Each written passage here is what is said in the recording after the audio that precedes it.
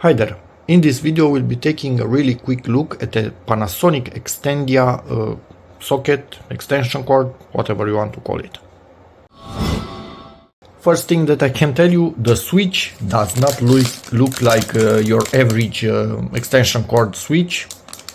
Overall the shape of it is really nice, and yeah, it has child protection, 1.5 square millimeters cables, 3500 watts maximum. It has something that you can actually hang it where you need it, and it seems to lock in place anywhere on this, which is kind of nice.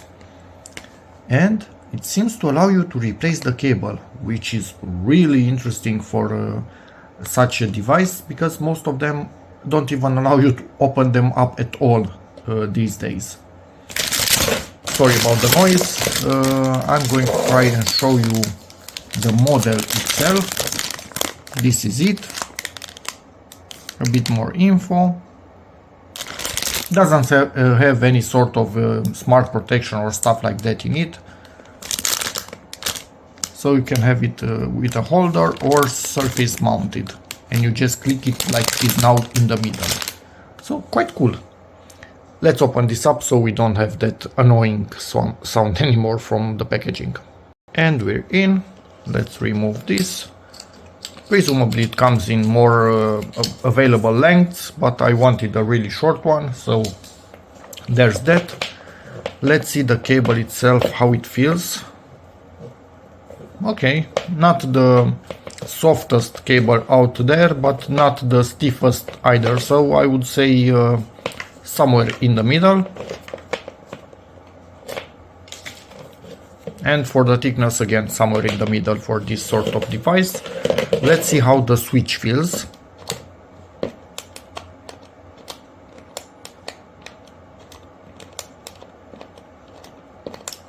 I wouldn't say that's a satisfying click at all.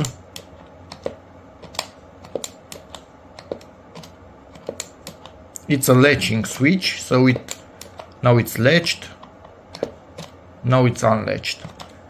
Anyway, it is what it is. I'm going to, actually I'm not going to get this off. Initially I thought that I will get this off, but probably I will keep it on it.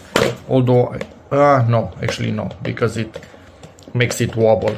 I'm just putting this onto some furniture, so I don't really care about this. It's not helping me. I will keep it in case at any point in time I need it in another way to use it. It has this which locks into the middle area of the power strip itself. Now it's flat. It's kind of narrow. Most of them are a bit wider, but that's actually good. Again, shape looks kind of nice. And we have Phillips screws for this end that allows you to exchange this cable, which is freaking awesome in my opinion. And it has safety torques for the rest of it. So they are not simple torques, they have a pin in the middle. But yes, still much better than the triangular safety ones. I think those are even harder to find the bits for them. A bit more info right here. Yeah, overall what I want to see now, how stuff plugs into it. Because many modern sockets, I have realized, when you have something with really thin legs or prongs or whatever, it tends to wobble and flap, and it's not holding it almost at all. It comes out really easily. I hope this is not one of those, and we'll see that in a moment. Just as a quick comparison, this is an IKEA switch. I will write on video if it's cheaper or more expensive, but overall the material itself feels at least worse on the IKEA. The switch, on the other hand, much nicer honestly, but this does not light up, and I prefer extension cords where this actually lights up. So this one, from what I see, that's transparent, so I expect for it to light up, but again, the feeling of it, I'm not a fan. Obviously IKEA, you cannot touch the insides no matter what you want. Cable itself, more or less the same thickness. This is a bit whiter, this is more a bit yellowish, but absolutely doesn't matter, honestly. I'm just comparing it to something to give you an idea.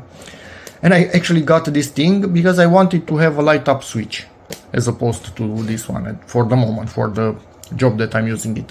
So yeah, let's see. If I remember right, I was happy with the IKEA how thin stuff like this plugs and remains in there. Let me try again and see. Yeah, you can see this now. So I went through the doors, to the child protection doors, first step, and now I'm actually going into the connector itself, and it's extremely strong. It's not coming out of there. I can barely take it out with one hand, and this is what I want. I don't want, actually I think I cannot take it with one hand out. Yeah, that's actually great. This is what I want, a really freaking strong connection in here. Now let's see what the Panasonic will do. First impression. Okay. Child protection is a bit smoother but easier to unlock on the IKEA. Let's try a different one. This one you need to push more, so and it's a bit clunkier and weird when it actually unlocks finally, but I think only for the first few times, then probably it begins to go better, but doesn't feel as nice as this one, honestly. Now let's see the rest of it. Okay, this is a really strong connection also. Yeah, it's as the IKEA, if not even stronger. Yeah, I managed to get it out with one hand if I pull really strong on it. This is a good connection. This, up until now, is great. Now let's see something bigger like this. Yeah, that's nice, satisfying feeling. No chance to get it out with one hand. Let me get into the IKEA. On the big ones, IKEA is actually holding a bit stronger. Again, no chance to get it out with one hand. And again, just as an idea why I'm comparing to this IKEA, it's a brand new one, exactly as this one, and I'm already using one of these for a good while now, really happy with it, and it's much better than no-name ones that you get in most hardware stores and stuff like that. So this is a good one. But I just wanted the light up switch. That's the only thing and the only reason I actually got this for. Another thing that I actually noticed just now, you see these holes right here. Basically this locks into them. So in various positions you have the possibility to lock this, and the bigger holes are actually for the head of the screws that you use to put this onto a wall. So small one locks the pin, big ones clearance for the screws, and here a single one for that, because normally when you use it in this position you hang it from here. It's not using screws in these two, so they didn't need to put the big ones.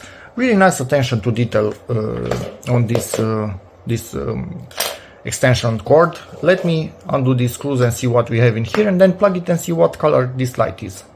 Okay, so open this up. Really nice way to allow you to connect the wires. Everything is covered in here apart from exactly what you need. The screw ends, the cable clamp right here. There's no release, I don't know, tension release on the cable itself, because if you would replace it, that tension release might not fit anymore. So they just went ahead and made this shape in the plastic to allow the cable to bend one side or another, but not directly at 90 degrees. That prevents directly 90 degrees. Yeah, I like this. Nice attention to details, honestly. And we are plugged in. Nice orange glow. I don't see any sort of slow flickering or light movement. Actually, I saw just no, it's just on video, not in real life. So this might be a LED. Not really sure if it's a neon tiny bulb, micro bulb, or whatever they are called. Could be a simple LED, which gives us less heat, but yeah, Anyway, it's nice. It's okay. I like it. For sure it will not put too much light at night. It will not bother you, but you clearly see when it's on. Okay, I like this. Try to look closer. Again, flickering is just on video, not in real life. Yeah, I cannot figure out if this is a LED or a micro neon bulb. But yeah, anyway, the color is nice. Doesn't matter which one of them it is.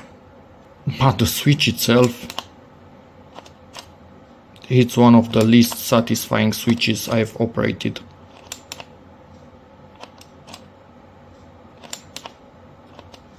You kind of rely on this to know if it's on or off on the light itself. Which is not necessarily bad, but I prefer a better tactile feel also. And it's in position in this place in the furniture. I have access to the switch when I need to press it. On off, I can see it if it's on or off. Yeah, vacuum told me it's charging now that I pressed that and cut the power to it for a moment. And I'm going to show you what this replaces, and I'm extremely happy that I made the decision that I don't want cheap plugs in my house anymore. So last time when we went out of the house for a few days, I always cut the power to all non-essential devices, and obviously I also shut this one off, and I felt I don't really like how this feels. Well, today when I put the Panasonic one in and took this out and pressed on the button when it was not connected anymore, it was out of its location already and everything disconnected, this thing fell apart. It kind of went up like this. I don't think I can even get it out. I can. Springs come out, contacts come out, a piece of this came out. Imagine what would have happened if this cracked and fell apart by itself, and in time it would have happened for sure, when we were not at home. This could have made a short and start a fire with the springs and these contacts jumping inside there by themselves, for sure. At least a big short and big flame. Maybe we were lucky and not a fire, but at least something really bad would have happened and really dangerous. So do not freaking use stupid no-name extension cords in your house. This is the last no-name that I have inside the house. I will link a few videos in the description with other plugs that I bought and replaced over the time. Yeah, this, no, never again. And that's about it for this video. I don't feel anything is not enough, not good enough in terms of safety with this one. So ask me in the comments how it fares over the years, although I sincerely think it will be absolutely fine because it's really nicely made. And yeah, that's about it for this video. Don't buy cheap plugs. If you already have them like I did, replace them as soon as possible. Your house and your life much more important than the price of a few extension cords. So yeah, that's about it. Hope this video helps you, in which case please give it a like, check out my other videos, and as always, see you in the next one. Bye.